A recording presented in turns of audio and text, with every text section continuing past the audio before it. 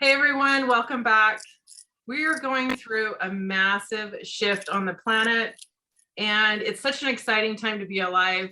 Things are also, of course, really challenging right now, but I believe the people that are really going to thrive during this time are the people that are honing in on their creativity and sharing their gifts with the world.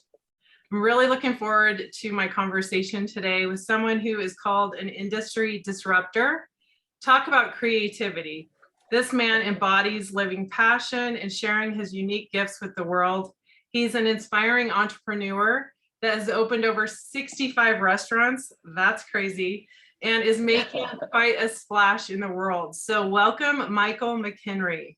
Hi. Oh, well, I am so happy to be here. And thank you for that kind intro and share. And I couldn't agree with you more. I think that the individuals that are out there in today's market that are like making a big splash for whatever those reasons may be. And I think the more authentic you are, the bigger that splash. And so just honored to be here with you today and excited to have a conversation that hopefully brings value to everyone who's listening in. So awesome. Okay, so I have to tell you, and I have to tell everyone listening, how you popped up on my radar. Yeah. We haven't even had this conversation yet, but so I go to lunch with my girlfriends. We go probably once a month. And I have a friend who, she's a foodie. Out of all of us, she's a foodie. She's always telling us about these cool restaurants. And she's like, let's go try this place. And she was like, you guys, we have to go to this place. I'll book us a reservation and we'll go, right? So we were like, okay, cool. Wherever you tell us to go, we'll show up. So we go, and from the moment, like at the time, I'm trying to think of when this was. It was a bit ago. I don't know when you opened Sunday's Best. How long has it been there? So it's been 5 months. Okay. It's been five full months. So we're coming up on 6 months right now. So okay. A little over 5 months. Yeah. So that's pretty recent, but I feel like there were still a lot of places where it was hit or miss, where you would go and it felt like the Twilight Zone. Like you would still go into places and you're like, this is happened to me today. Happened to me today. Did it? Okay. Okay. Yeah. So it's still happening. Yes. Absolutely. Totally happening. Yeah. But the world is super Twilight Zone-y ever since, 2020, of course. But that's how it was definitely then. And we stepped into the moment, Michael, that I stepped into your restaurant. I was like, oh my gosh, this is so fun. The energy in here is so fun. I am a feng shui consultant, so I'm always like paying attention to the energy anyways. Sure. And I was like, wow, this place is super cool, right? And we go, we sit down, and of course the restaurant experience, it's an experience. Like people don't think about all the layers that go into your experience as you go out to eat, but I think about it because I too was in the restaurant industry for many years. I opened restaurants. I was a corporate trainer. And so it's so many layers, right? And it was just such a beautiful experience. But then I noticed this guy. He was super charismatic, super dynamic, and he was making eye contact with people. He looked like he was in charge. But then I saw him busting tables, cleaning tables, and I'm like, who the heck is this guy? Like, what is his role here, right? And then as me and my girlfriends we were talking, we were like, this feels like we're like in New York City. This doesn't feel like we're in Sandy, Utah. And then I'm like, who owns this place? Like, who's the owner? Now, I've gone out to eat so many times. I've never ever picked up my phone and looked up who is the owner. And I did in your restaurant, and then there you are, and that's the guy cleaning the table. And I was so struck by that because I've worked in restaurant industries. I've worked under, many managers who they would not lift a finger, let alone like that was the busser's job. They'll grab the host, they'll grab the server, whoever they can find, but not themselves, and certainly not the owner. And so I was really intrigued with you from the get-go and really impressed and inspired. I was really inspired. I could tell that you really care about your business. And so that's why I'm really excited to have this convo with you today. Well, that's great. Well, so that's when I ask, like, hey, had we connected before? Because socially you build these big communities, and sometimes you feel like you've Mhm. had like an actual, like tangible or physical engagement. Oftentimes on social, just because you become so kind of present with people's personality and video and the things that are going on. And so I love hearing that experience because, Jen, that's exactly what we expect and I expect for us to curate in our very spaces. We're very experiential. I mean, the McHenry group, like we are in experiential concept creation in the restaurant vertical. And it is so much more important than just a good bite and a pretty wall and great flooring and a cool brand and a cool icon and the right offerings and this cool space and a great team and good leadership and capitalization. Actually, all of those things are the recipe. And the biggest compliment that we get in our restaurants and our spaces are how they feel. Like when you walk in, they're like, it just feels good in here. And people can tell me my pancakes are delicious, or our tomahawk's wonderful, or our honey pepperoni is great, or that Tiffany has a wonderful smile, or that Emily is there tableside with me, or Will was the most incredible server. All of those things make me just over the top. Or that your brand's so cool and Brunch Me Hard, it's so fun, and the neon and this and that and the full dining rooms. But when someone says like, Michael, I just feel good when I'm in here, I'm like, we won, because I feel like that is true hospitality. Hospitality and creating that environment, if it furthers your day positively, we've won. And oftentimes that just means get the burger right. And oftentimes that means just have a clean table. Oftentimes that just means have a dining room that's open, right? Or a team member there to be ready for it. But when you start to check all the boxes like you expressed, that is a true McHenry restaurant, in my opinion. And I don't know it any other way. Jen, I only know how to bust tables and engage with people and make thoughtful contact because I don't know how to be in business without guests and customers. And I don't believe that any business owner should know that. Like you have to realize that we truly are in business, and it's impossible to do it without people that vote for us and love for us. And I have a huge passion for the anthropology of space as well. So when you go into my restaurants, you'll see that every detail matters to me. I sit from the guest perspective, I sit from the owner's perspective, I sit from the perspective of viability and connectivity. And so I appreciate what you shared about our spaces because it's most definitely done with much intent. Yeah, it is something special. It really is. What you created is something truly unique, truly special. We now have plans, me and my girlfriends have plans to go to all of your restaurants because you have other ones as well, right? But we do, absolutely.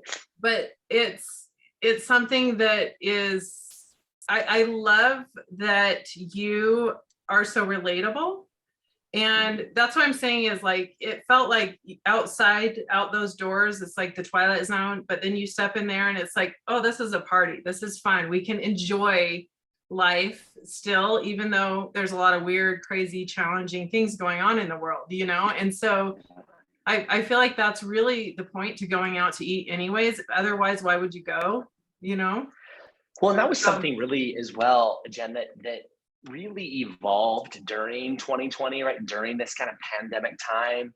And, restaurants have always, the right restaurants, it should say, have always taken serious note and accountability and stewardship and keeping the community safe, right? We're a restaurant. Safety, sanitation, that is all a part of our environment. And during 2020, when pre-existing and I felt like there was a greater presence for me to get even closer and get table side. And so over the last 2 years, I've just made it a point to get in our dining rooms and spend time during the peaks, like engaging with people and welcoming people and reaffirming that they are in an owner operated environment, that the true owner proprietor takes it seriously and wants your vote and is there to earn it and grow. And being tableside like that gives me such an interesting perspective because I get to meet you and ultimately these types of opportunities, but I get to see what people are eating and not eating. I get to see firsthand what the experience is like, and I can overhear conversations that are taking place. And oftentimes it's very mindless for me because wiping a table is not capitalizing a new project, right? Or like wiping a table or bussing a table is not onboarding a new talent. It allows me just the opportunity to kind of just decompress and be all in on the guest experience. And it has driven design decisions, layout decisions, menu decisions, table settings, spacing between tables. I cannot tell you the benefits that have come from just literally wiping a table down as the owner. And so I appreciate you sharing that with me. Yes. Oh, I love that. So I'm always so intrigued with people's journeys. Yeah. Okay. So I want to know, like, how did this happen? Okay. How did you get to here? I'm going to say something it was hilarious because I said to my girlfriends as I was reading about you, I go, you guys, he's from Brigham City. And I was kidding. I have no idea where you're from, but because it just seemed like so not small town, right? And that they were like, really? And I go, no, I'm just kidding. I don't know where he's from, but we're like, where is this guy from? Like, this is really cool.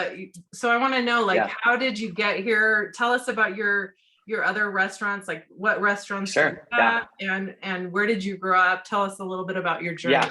So I'm going to give you like the flash. What's interesting is that I'm actually from Sandy, Utah. So I've not lived in Sandy for many years, but about 20 years later, here I am bringing like one of my favorite restaurants back to my own neighborhood. So I grew up about 3 to 4 miles from Sunday's Best in Sandy. I had really no aspiration to be in the restaurant business. I mean, aside from being a consumer, like I love food, especially like back then, anything deep fried. And if it was a crunchy, salty carb dipped in a sauce, I was for it. As a kid, I was all about it. And interesting enough, bowling is my sport. So bowling got me into business. Bowling got me into school. Bowling really taught me the principles of just being very goal oriented. I mean, how can you become more goal oriented than just knocking all 10 pins down on the first try? Like it was very simple for me. Knock them all down, back up, knock them all down again. It was a process for me. And I didn't realize, Jen, how the effects that sport would have on my life and how goal oriented every bit of my life became from starting out with 1 ball and 10 pins. Like it literally, I respect it and honor it far more today than I ever did before. And that was really my entry into the restaurant business.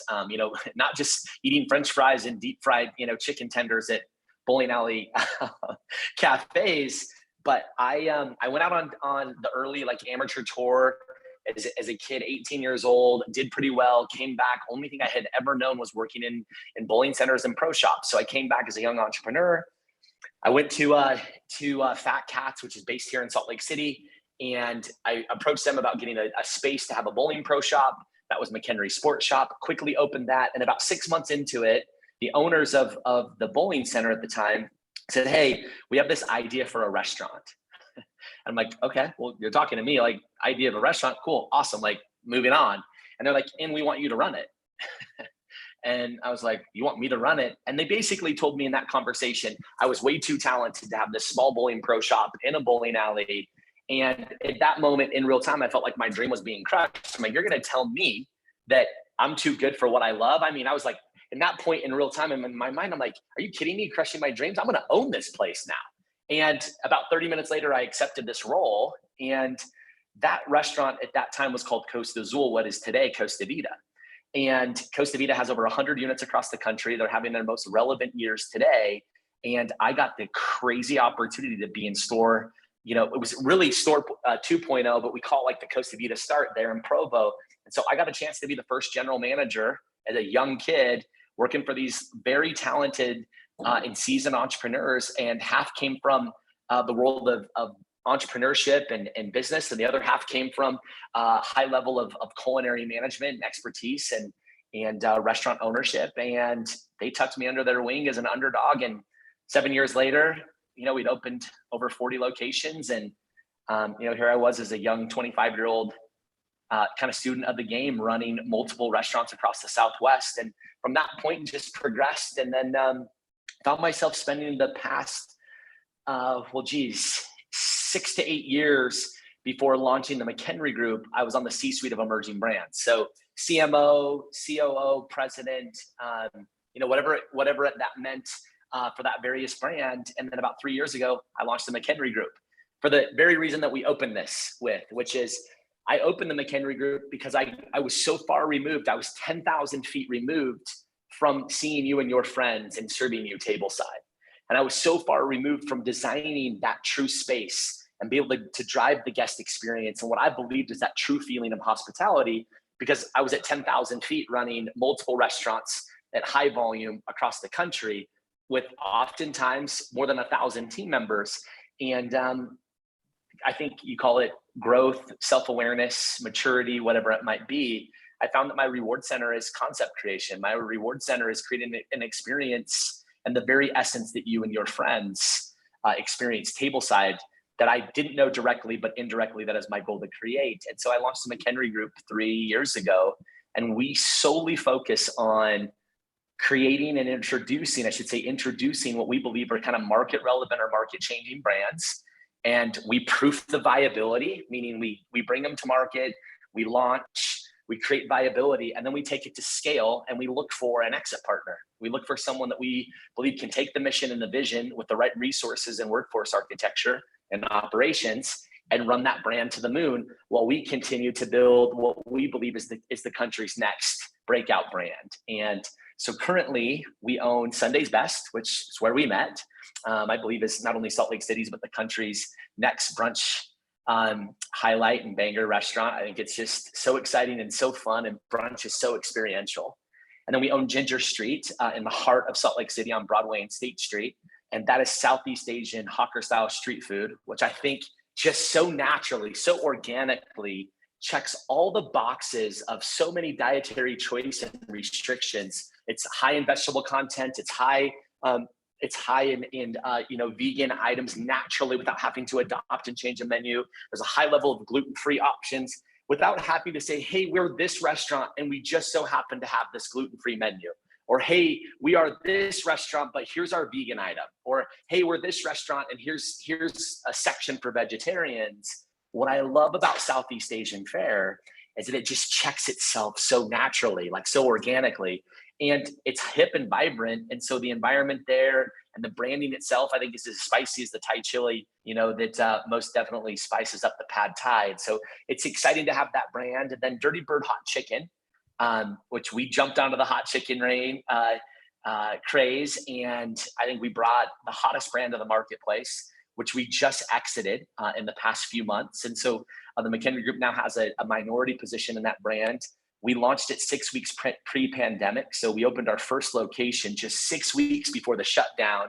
And we more than quadrupled revenue over the course of the next year and found ourselves 20 months in with an 8-figure acquisition sale of a 1-unit brand that's literally on its way to the moon. So super, super cool, very close to the chest, life-changing for so many involved and excited about that.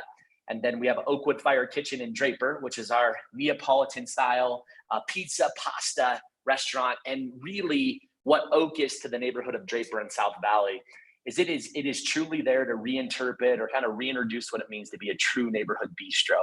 You walk in, the people that are working there, they go to school there, they grew up there, their parents are there, the chef lives in the neighborhood. I mean, it is that restaurant. And that was important to me. I felt like even pre-pandemic, we were coming as a society, we were coming back to this place of really, whether we knew it or not, it was time to slow down. And whether we knew it or not, we wanted some greater connectivity. And whether we knew it or not, we actually wanted to know who was sitting at the table next to us. And so I sensed that. I didn't sense the pandemic time, but what I sensed is this place that community is just craving, the sociology of our community is craving connectivity. And so that's what I love about casual dining. Like, I love to connect people through great food. And so Oak was our entry into the market. It was the first restaurant that we acquired and revamped. And it really birthed what we're talking about today. And to think that we've done all of that in a matter of 3 years and spent 2 of them literally under a pandemic, I feel like all we've done is get warmed up. Like, our best years are in front of us. And so here we are. That's a little taste of it. It probably took a little longer than expected, but that's the journey right there. Wow. So that the thing that I love so much about that story is I love, excuses. Anybody that listens to this, there's no excuses. You can't blame anything on anybody else. Like you saying that you launched 6 weeks prior to the pandemic. Okay. So here's the thing.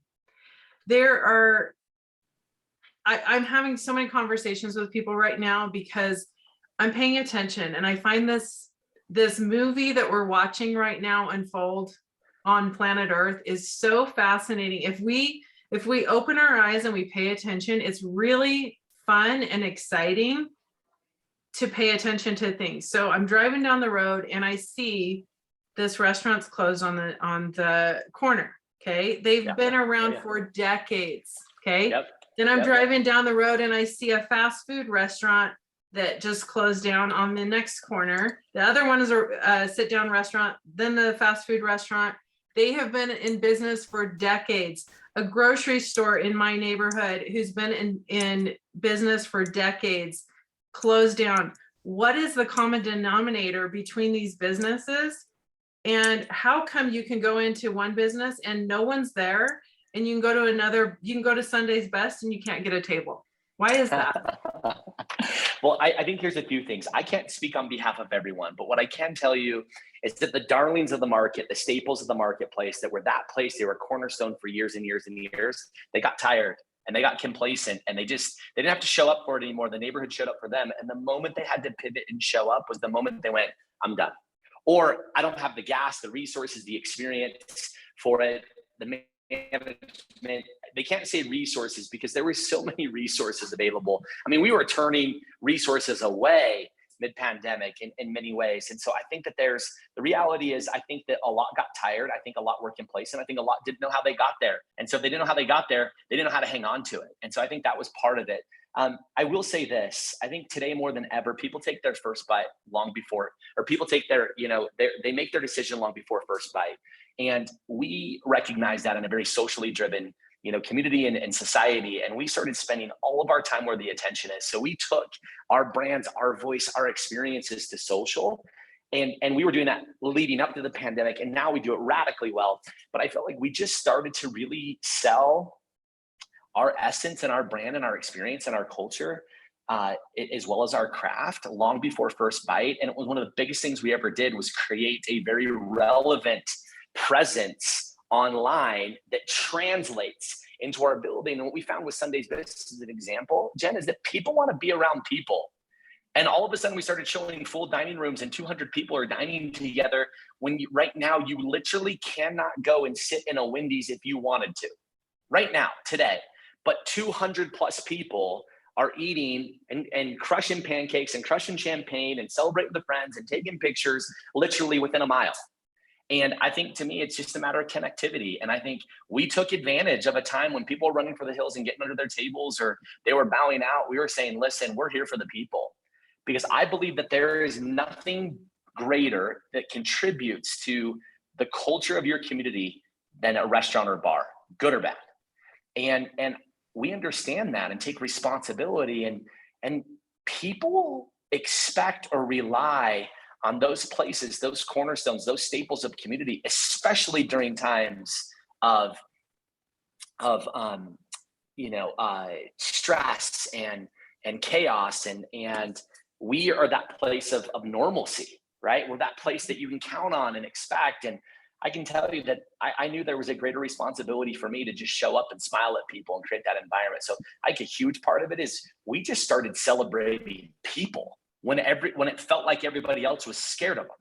Mm-hmm. And I think that was a bit of our recipe. I really do. I think that's a big part of our success is that we celebrate getting people together, under these conditions. Yeah, that is everything. So to me, there is, so that you hit on a couple of things like complacency, which is also these places were stagnant. I never went to any of these places I'm talking about that I'm seeing closing down there. I didn't go there because when I would in the past, if I've ever been there, which I have a long time ago, just stagnant, you know what I mean? Just stagnant, Sure. just here, just existing, not living, but existing, right?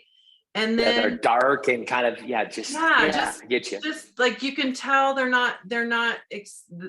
owners, they're not excited about it. Just some of them just got too big and then they just were there, right? But then another thing that you hit on that's so key right now, there's people showing up with either fear or love. And to me, you're saying, you know what, like that was obviously you showing up with love, with your love of your art, love of food, love of a good time, love of connection, love of people, love of your employees, of your community, all of it, or fear, right?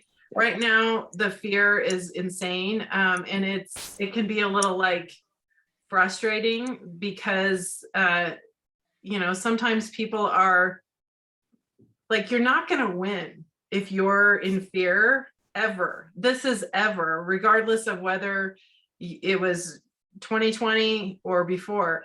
Fear, being on the road of fear is only going to swallow you up and pull you down, And so, no question, it becomes anchoring. I think there's ways to take that and channel that into like these good positives. But I do have to agree with you. I think because for me, and I've shared this on many other podcasts, I've shared this in writing as well as just in reality, that I have this sense of calmness during this time the whole time. Like I was never in fear. I was like, I had this self-convincing narrative for a long time that I was built for battle. And then all of a sudden I was at battle and I went like, okay, wait a minute. I feel like I'm capable and I feel like I'm resourceful and I feel like I'm smart and present and I don't have the biggest treasury. I also think that I'm probably the most tenacious within my industry and within my neighborhood and community for sure. And that gave me a responsibility. And so I started not only showing up for us in the McHenry group, but I started showing up for all the small business owners in my communities, hosting roundtables and sharing resources and pulling people together and getting on the news and saying, hey, listen, I don't need more resources. What I need is just an activated community that can make decisions on their own. And I want to keep my dining rooms open. And that was another big part of this, is that we never closed. I never closed any of the restaurants. And I think that was there risk associated with that? Sure. But keeping 140 team members employed and keeping them stimulated and they're protecting their livelihoods and protecting our mission and brand and being able to show up for a community that needs it the most was really, I think, the accelerant of our success, that we just never closed. And there was a time in downtown Salt Lake City, there was literally a 2-week period that no one was down there but my team and my truck on the sidewalk. Like I parked on Broadway and State Street. I parked on the sidewalk so I could walk out the door, fill it up with meals and drive them to the hospital for the Healthy and Full initiative. But there was a 2-week period where there was no one else downtown. Like I wouldn't see anybody else but us. It was crazy, craziness. So I went a little deeper there, but there's no question there were those two sides. And I'm quite tenacious and highly driven, but my heart is bigger than all of it. There's no question. Yeah. So before 2020 happened, I always look at the Chinese astrology, the Western astrology, the numerology, all the energy of what I'm seeing for the upcoming year. And one thing that I kept hearing was an underlying theme of 2020, which you really hit on, was that people were going to really start to connect again. And we were going to come back to that root. Like, I mean, how many times do people not even know who's living next door to them anymore? It's part of our culture that we've gotten into. But when you talk about you being the only one downtown, it makes me think about my son. We actually have a 21-year-old son, and he was working at a restaurant right across from Ginger Street when the pandemic hit, and I don't think they ever reopened. I think they're closed. I think they closed their doors forever. But how many, like, what do you think as far as the restaurants? Like, is there a certain percentage that you know of that has closed? Do you think that? For sure. So I can kind of shift. So I'm also an executive board member of the Utah Restaurant Association. I know it kind of seems like to be on the Restaurant Association board, you should be like over 60. I helped that median age a lot. So I shifted up a bit, but I've been a member there for several years and became an executive board member within the last 3 years or so. And over 550 restaurants and bars have closed in Utah, which is about 10%. We had about 5,000 or so leading into it. I think today, with like today's growth, we're somewhere around 4,700. But 550 restaurants and bars were known to close due to pandemic conditions that have not reopened. Now, there are new restaurants, as you know, and there's other restaurants going to scale, and there's some rebirth and some growth taking place there. But over 500 closed. And when you think about that, I mean, Utah's a captive audience, 3.2 million people. Yes, it's growing. Yes, it's wonderful and so many ways, but it still has quite a captive audience because it's not overwhelmingly big, right? I mean, Metro Phoenix has more people in it than the entire state of Utah. And so when you think about that, 550 is a lot. That's a lot. Now that 550, do I know all the circumstances? Of course not. Can I generalize them? Of course. I think that some were probably tired and on their way out and didn't want to continue to do it. And others were like, I'm bowing out and taking the excuse. And I think others just weren't prepared to go to war. And that's very much the effort that it took. I mean, we ran at the McHenry group. We had an 8 month, every single morning, 6 a.m. we ran a war room every single day for 8 months straight. Every day, 6 a.m., all the teams, all the partners, or all the leaders and partners were on every single morning at 6 a.m. for 8 months straight. And we got so much better during that time, so much better during that time. But yeah, there's a lot that haven't opened or that have closed, over 500. Wow. So when you say you got on every morning, so that you guys all got on and talked about what was going on, what your game plan was, is that what you're saying? What supply chain do we have available? What can we serve today? What's our best approach? What team do we have available? We were turning literally taking servers and turning them into delivery drivers, and hosts were becoming cooks, and cooks were becoming leaders, and it was an amazing thing. And every day was a new day, because some days we would find out that we had takeout containers, and so I'd buy 2 pallets of them and we'd have them delivered to Ginger Street downtown, and then we'd call the partners and everyone would kind of disperse to the various restaurants. And so yeah, every day was an obstacle, and for whatever reason it was like invigorating and gratifying, because we were creating success in a time when it felt like society was just bowing out, and we are literally creating our most valuable impacts during that time. And so yeah, talking about astrology and talking about the opportunity, I think that there was a greater power saying, hey, you got to start caring more about people and relationships and engagements, because I found myself being someone who loves neighborhoods so much and was running 30 minutes behind every opportunity. And I was driving out of my neighborhood as fast as I could. I'm leaving my house before my daughter wakes up. I'm getting home after she goes to bed. I'm flying across the country constantly. And I was just that guy, like just kinetic and moving, but I was surfacely engaging. Right. I was high in and buying. And now it's like, no, I'm not only thoughtful and engaging, but I'm participating. And I feel like there's a bit of that energy out there. Like something most definitely spoke to me that it was time, for sure. Yeah. Yeah. I think that we couldn't go on existing the way that we had been, Yeah. We were getting so far away from what mattered the most. And it was just a reset button. I mean, of course, there's still people out there. We're on the planet of free will. You can still choose to stay unconscious and do. And what a blessing that is, too. Like, what a blessing that is to be on the planet of free will. My goodness. Right? Absolutely. Reminder, everyone, we're on the planet of free will. and don't F with people's free will. Like that's one of the biggest conflicts personally. Yeah. Absolutely. No question. So tell us about Healthy and Full. Yeah. So the Healthy and Full initiative, that was really cool. And it was birthed out of just principle. We saw an opportunity, a business partner of mine and we saw an opportunity, and we're at his house, and it was like that, like cigar, glass of wine, whiteboard.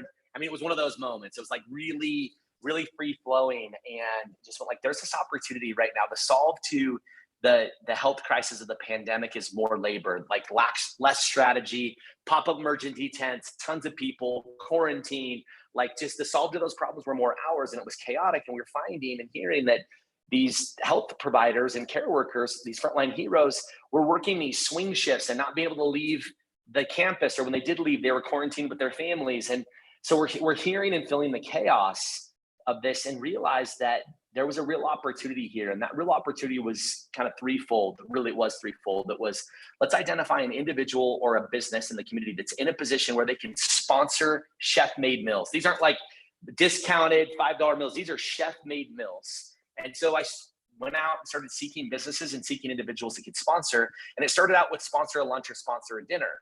And that quickly revved up, but it was identifying that individual or business that could show up. And then it provided an opportunity to keep restaurants open, local restaurants open. and keep food on the table of those team members, employees of those various local restaurants. And then, of course, most importantly, it provided an opportunity that when Jen is there working this 24-hour swing shift and she gets off her shift, she's not sitting down to eat a string cheese and a croissant. She sits down to a Thai basil chicken stir fry and a mushroom roll and a G bar made and packaged individually from Ginger Street, delivered hot, and has a thoughtful, encouraging note like, thank you so much for your work and your presence, a little bit on a customized napkin, and it's there ready for her. She can microwave it right away and she can eat it anytime. And it just took off like wildfire because it was a win-win-win. Mm-hmm. It allowed and celebrated somebody within the community. It kept food on the table and stability for our sacred restaurant workers, and it also provided an amazing chef-made meal for the individuals that are out there at the time, like taking the biggest risk. And when I say it took off like wildfire, it started with like one selfie or a vision, a selfie video, to by the end, I had businesses buying weeks worth of lunches and dinners for our frontline heroes. And we went from 0 to thousands of meals within a 3 to 5 week period. And so we continued that, and it was a big part of our success. And then we got to the place where we were like showing up to the hospital and we couldn't feed any more people. And so I shut the program off because it's literally there to serve its purpose. And so I hope that there's never a big disaster or a pandemic or some sort of crisis within our communities, but the Healthy and Full Initiative framework is there. So when that disaster comes, we'll turn it on and we're ready. Like we understand the conversion. We know how to get the team on board with it. And so I can assure the community of Utah that if a crisis happens, our restaurants will show up and we'll make sure that people get fed. No matter the crisis, we'll make sure that people get fed. And so it birthed an amazing initiative that we're super proud of. Wow. Talk about showing up with love and not fear. You're like, and we were driving those around. It was crazy. I'm pointing to these hospitals, I'm carrying bags and people are looking at me like I'm crazy. And next thing you know, it was like, I would walk out of these places and I still get a little bit emotional because I'm a very passionate guy. I'm a big passion guy. And people would clap for me. And I'm like, I'm just delivering food. Mm-hmm. But a year and a half ago, Jen, delivering food to a hospital was worthy of celebration. Yeah. I would get people that would DM me on Instagram or call me. And I think we can understand kind of more of who these individuals are and kind of where they lean. But they would call me and say, hey, my friend told me that your restaurant is still open. I live in such and such, right? Not even living in Utah. Can I mail you money? Can I Venmo you guys? Can I square you cash? Can we, I am just proud of you. And then I would get the mail that was like, what am I doing? You're crazy. You're selfish. You're putting everybody at risk. I mean, some of the stuff I received during that time would blow your mind. But for every one bit of negative I received, I literally 50-fold, we got a positive. And at what point did our community ever celebrate a delivery driver? Right? I'm delivering meals and I was like, geez, this is so necessary. I had so many things telling me that we were doing exactly what we needed to be doing. And it was hard as hell, but it was so rewarding at the same time. Yeah. Well, so that's a Healthy and Full. Yeah. This situation has really helped us find those like-minded people and find our tribe, our community, because it's so easy. I mean, I grew up in religion and I left religion. And so there were certain things where it's like, oh, I can tell where this person's at and that person's at, right? And whether we're on the same page, not necessarily like that we all have to believe the exact same things, but it's just like you can find your tribe now. It's and you have such a sense of appreciation for people that are like-minded and your tribe. You know what I mean? When you said that people are reaching out to you, and they're like, well, it just becomes less self sort of convincing. When you start to duplicate in your likeness, you stop pitching who you are and what you believe. It's just no. It's you start to share this best practice, and it's been incredible. I can tell you this much, that Utah entrepreneurs specifically, I believe that the entrepreneur community richened deeply during the last 2 years, deeply. And those that survive, they have something like, they're a little bounce in their step. They're a little more mojo. There's a little more like, geez, I can give a shit about people, and I can make great money, and I can help other people win. And that's a big part that I think that didn't exist in entrepreneurship, was that so many entrepreneurs were out there like so independently, so selfishly working, which I think is so important as well. But there was far fewer back 2 years ago and leading up to now that really wanted to help other people universally and globally win. You could call those people out, the Gary V's of the world and others. And now there's like hundreds, going on that literally are there to share best practice. And I believe that we needed that correction to just richen our business communities, not only our neighborhoods and our true neighbors, and our restaurant experiences and retail experiences, but also just our business experiences, our thought partnership, our involvement, our friends, our influences. All of that has richened, I think, deeply in so many ways. I also think that it cleaned the bracket. I think it also removed the garbage, a lot of it. And I think that's necessary. Like, I think there's a lot of people that actually, unfortunately, and I say this well, like, I think there was people gathering around tables that it just wasn't their seat. And I think this gave an opportunity to just clean house too, like drop some dead weight.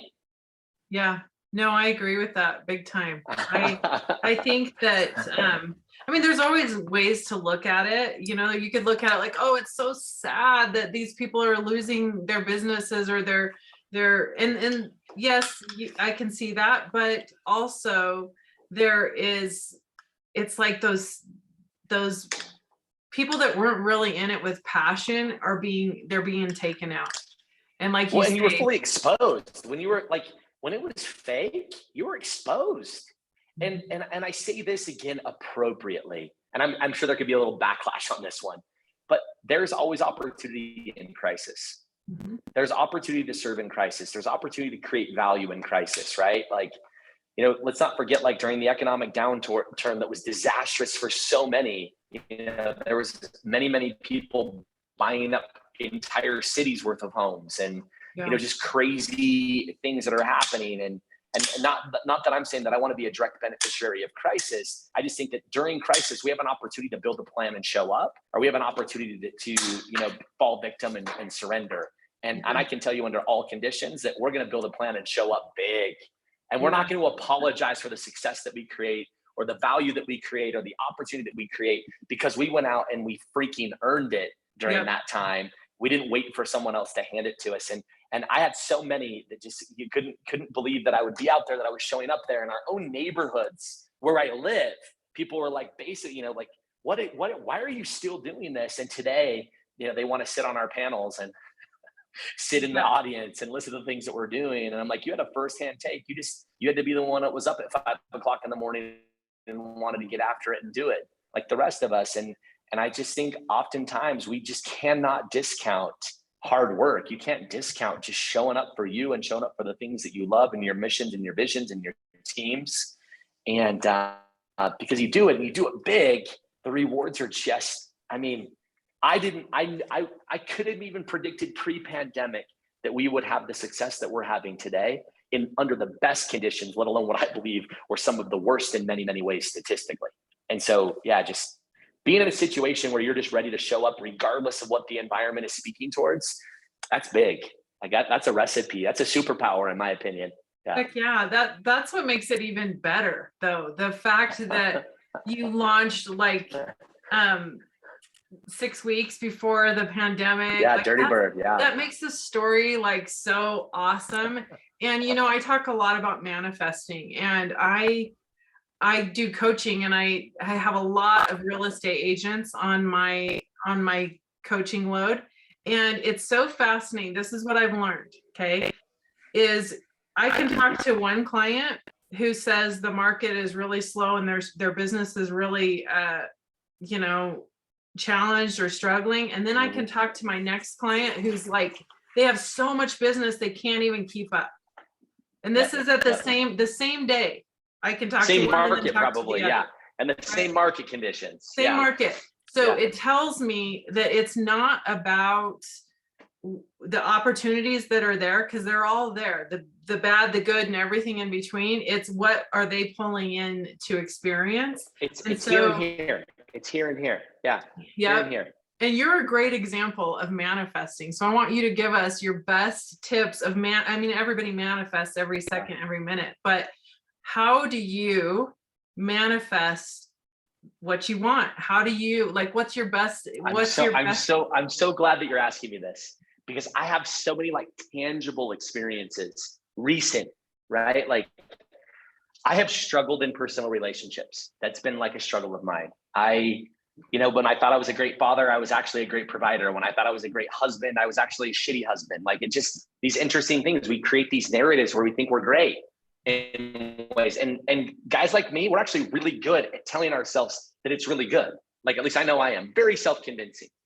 And I really got serious about I found myself in some personal situations, and like one big thing I really started manifesting is like, I want to be around guys that love their families, that like honor their brides, that honor their children, that they have big acumen and big deal flow, and they have research, they've run this, but they just love their people, and they love their people crazy.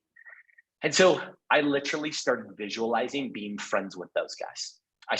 Visualization is my greatest way to manifest. I create this tangible environment in advance, and then I just work unwaveringly to get there. And it started with, I want to literally create richer and more fulfilling and really just greater integrity and better people and better honor for me and my friendships. And when I started doing that, I realized that I started projecting as well what success looked like, and not just like on paper or pro forma, but that I could take time and visualize what that looked like.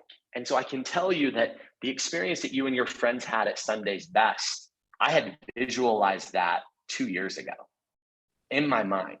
I saw what Sunday's Best could be and what it ultimately is. And my team has shown up huge and far exceeded that. But I was able to visualize that and bring it to life. And so for me, when it comes to manifestation, it is visualization. Like, I just have gotten to this place with my mind that with enough focus, I can see it and almost taste it and feel it in advance, which makes the goal so clear for me.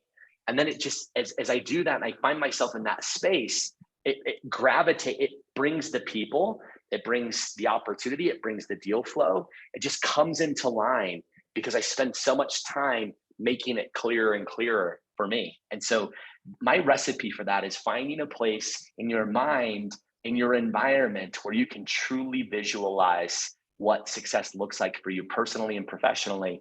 And it's an art. I really, truly believe it's an art. When I first started, it was literally like my brain, I'd think about songs and kids and music and think like roads and noises. And now it's like, I can get to this place and I literally can just sink into it. But I'm telling you, it took time, right? And really, it's just there. It's the recipe, and that's what it is for me. I mean, visualization is crazy for me, crazy. Yes. Oh, Michael, I love that you said that You're like, who is this guy? What's going on? No, I want to clap when you're done talking. Oh my gosh. But no, I'm serious. You're so interesting to talk to, and I live for conversations like this. I really do. I have all of these great conversations with people that are private, and that's why I launched the podcast, is because I'm like, oh, I love having these beautiful conversations about things that matter, but I want to do it where they're not private, and I can share them with people, but I love that to me, that's exactly what matters in life. Like, when we're on our deathbed, looking back at our life, yes, all of the success is fun and the money and those things are cool and exciting, but the relationship with, your partner and your child. Are you married? I am, yes. Okay, so you're married and you have one child? Yep. Yes, that's what matters, right? And so the fact that that's like the most important things that we're going to be thinking about on our deathbed is our relationships and those magical moments with our children. And so the fact that you were like, I want to call in people that care about their spouse, that are good husbands and good fathers. To me, that tells me so much, which is why when I saw you, I was like, there's a light about this guy. There's something special about this guy. And it's not just about the glitz, the glam, the money. That's Sure, cool. totally. Awesome. Well, and that was also like a big journey for me. And I might be going a little deep here, but I spent so much of my life, pretty much raised myself from 15 on. And I thought like the solve to every opportunity for me was just going to be money, and money creates choices. And I love money and I love choices and I love opportunity, but I drove that car long before I could afford it. And I wore that watch because I wanted people to accept me. I just, for the longest time, I lived in this space of like doing things. And I'm saying this admittedly, like doing this and wanting these jobs and these opportunities so that more people would like gravitate towards me or think it was awesome. And what I realized over time, this like hard reality of like buying self-warrant and buying response, like getting basically saying, hey, I want all these people to love me and appreciate me and look at all this stuff that I have, instead of like, actually, I love me. Like I love that guy. And that guy shows up for him and he shows up for the people that he loves. And this is a more recent journey for him. I'm talking like last 5 years. And it's crazy that the more self-aware that I became and I become, the things that just don't matter. Like the time now that I actually can't afford those cars. I actually just don't want to drive them. I have great stuff or those things that happen, but it's like, really, it took me finding myself in a situation where my wife and daughter were like, I'm done. Like, go have your businesses, go do your thing. Because none of that house, that neighborhood, yes, the stabilities, the comforts, all of that is awesome. And I thought I was being this amazing person. And the reality was like, at the end of the day, Christy's just like, I just actually want you. I actually want you to participate. I want your thoughtfulness. I want that mind share. And I'm like, I've had this script wrong the whole time. I'm out here working my ass off to buy all these things and vacations and cars and all the stuff that I feel like is most important at the end of the day. Someone's like, oh, I just actually want human connection. I want someone to like be thoughtful with me. And what's wild about this, Jen, is that the moment, and this was big pandemic time for me, for years, I put my business before everything. My family, my daughter, my friends, my mom, I was the guy that was like never at Thanksgiving dinner because I was serving everybody else Thanksgiving. I was never the guy that was home because I wanted the next deal. I'm just in the chaos of it.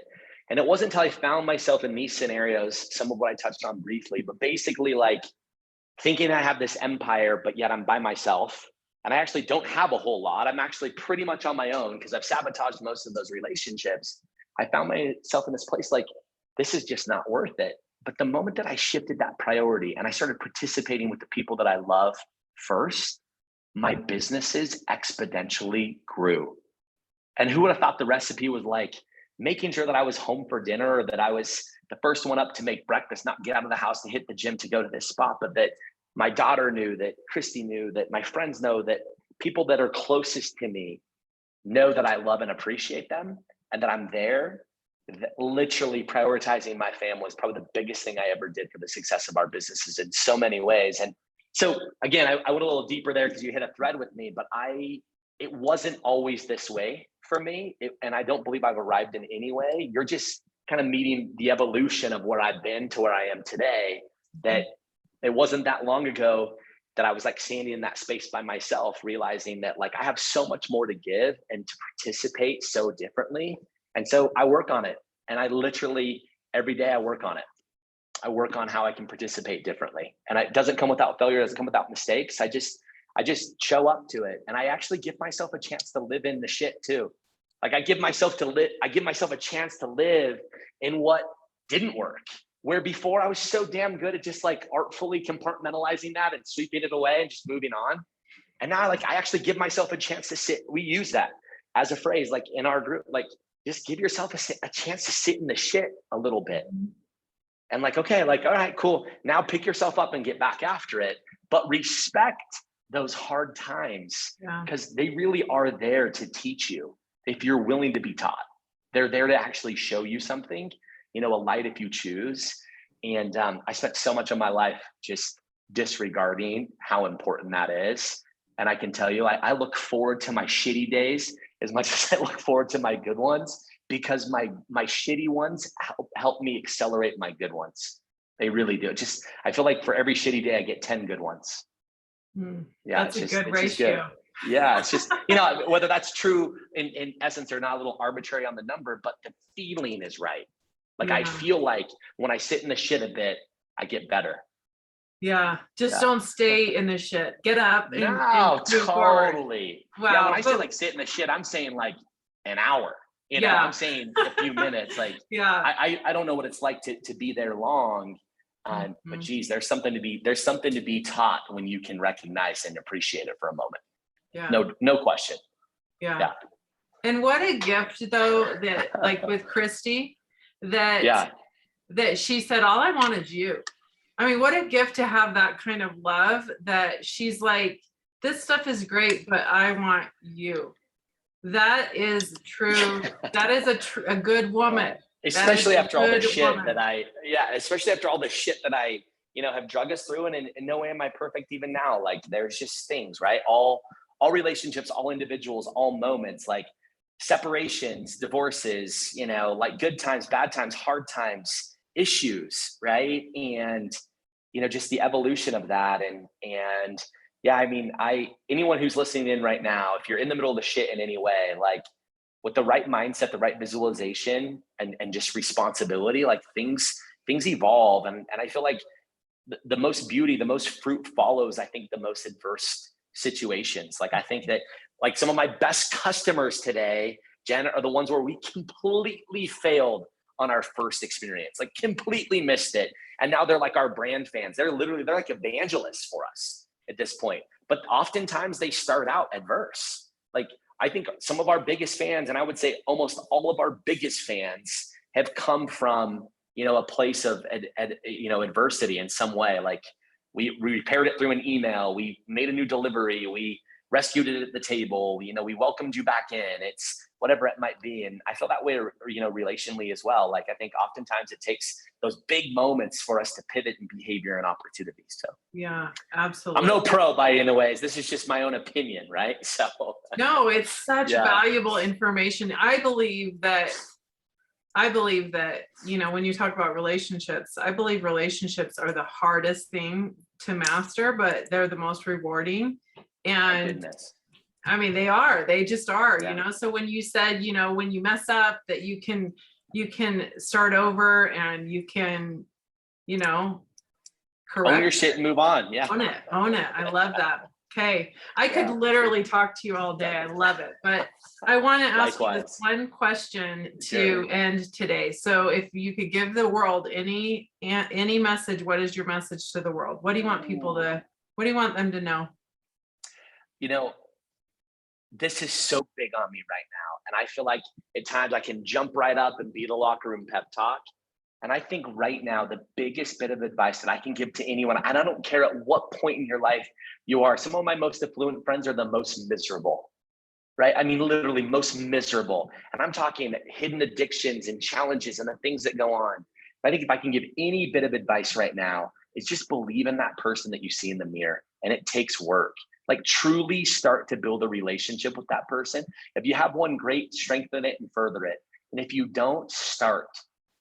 Because it opens the door to so many opportunities. And the biggest one is just self-love. And there's no way I can show up for Jen and her friends' table side and engage positively and smile and be the best part of someone else's day if I'm the shittiest part of my own. And we're in direct control of that. And so my biggest advice is just show up and believe in that person that you see in the mirror and do the work, because you will show up huge for yourself, which then in turn allows you to show up big for your missions and your visions and the people that you love. And it's been a game changer for me. So that's my bit of advice for the world. That is the best message. It is. That's it. That's all there is, right? That's all there is. So, wow, it's been such a pleasure, Michael. Thank you so much. Of course, likewise. Here, and thank you for sharing yourself with everyone. You're amazing, and I'm definitely bringing back my friends. We'll come in. I'll bring my husband in. He would love the experience. So definitely. Well, I would love that. And please, anyone who's listening, if you see me in the dining room, I'm not like, call me to your table. Let me know you heard this. Like, engage with me. I love that. I'll love to share that. And message me on Instagram as well. Like it's the only social platform that I manage myself directly. So if you see me on social, on Instagram, that's me, Michael McHenry. Message me. I don't know that I get back to everyone, but if there's something you want to ask or you see some value there, like reach out to me and I'll do my best to get back to you for sure. And we'll also put your information in the show notes for people to connect with you. So oh, cool. Awesome. Thank you so much. All right, Jen, thank you so much. Much love. Okay, everyone. Bye for now.